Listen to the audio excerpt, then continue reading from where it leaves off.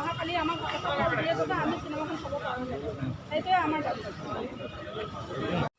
আজি একচুৱেলি মানে বহুত দুখিত যে আজি কুকিৰ দৰে এখন চিনেমা, যিখন চিনেমা প্ৰতিটো হলত আচলতে দিব লাগিছিলে, আজি এখন সজাগতামূলক চিনেমা, পৰিচালক আৰু ডাইৰেক্টৰ আমাৰ অসমৰে হয় আৰু অসমৰ বিভিন্ন অঞ্চলত শ্বুটিং কৰা হৈছে চিনেমাখন, আৰু তেজপুৰতো আমাৰ ভালেখিনি সংখ্যক 80% ইয়াত শ্বুটিং হৈছে তেজপুৰত। আৰু গতিকে মানে কি হয়, চিনেমাখন বিশেষকৈ মানে মই এটা কাৰণতে মই আগবাঢ়ি আহিছোঁ, আজি লাগিছোঁ বা সাংবাদিকৰ আগতো বহুতখিনি কথা কৈছোঁ।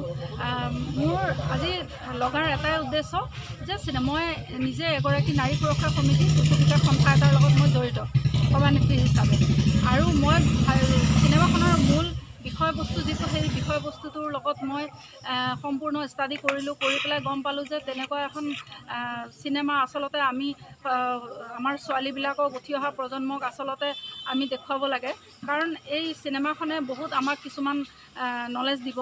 আৰু মানে এটা মানে ইমানে অন্তৰ চুই যোৱা কাহিনীৰ ওপৰত চিনেমাখন কৰা হৈছে।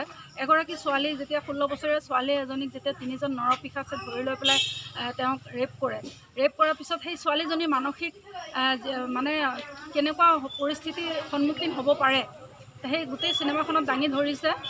আৰু তাইৰ টোটেলি সম্পূৰ্ণ ডেমেজ হৈ যায়। গতিকে ছোৱালীজনী মানসিকভাৱে, শাৰীৰিকভাৱে সম্পূৰ্ণ তাই মানে নিঃশেষ হৈ যোৱাৰ দৰে হয়। গতিকে তেনেকুৱা এখন চিনেমা যদি আজি আমি তেজপুৰৰ নিচিনা এটা সাংস্কৃতিক নগৰী তেজপুৰ বুলি কয়, তেনেকুৱা এটা সাংস্কৃতিক নগৰী তেজপুৰত আজি আমাৰ দুখিত, আমি দুখেৰে ক'বলগীয়া হৈছে যে এটা হল আমি নাপালোঁ। মানে তেজপুৰত ইমানকেইটা হল আছে, জোনাকী হলো আজি বন্ধ হোৱাৰ উপক্ৰম হৈ গৈছে। আজি জোনাকী হলত আমি ধুনীয়াকৈ আমি সকলোৱে বহি আগতে চিনেমা চাইছিলোঁ, কিন্তু এতিয়া জোনাকী হলো বন্ধ হোৱাৰ উপক্ৰম হৈছে।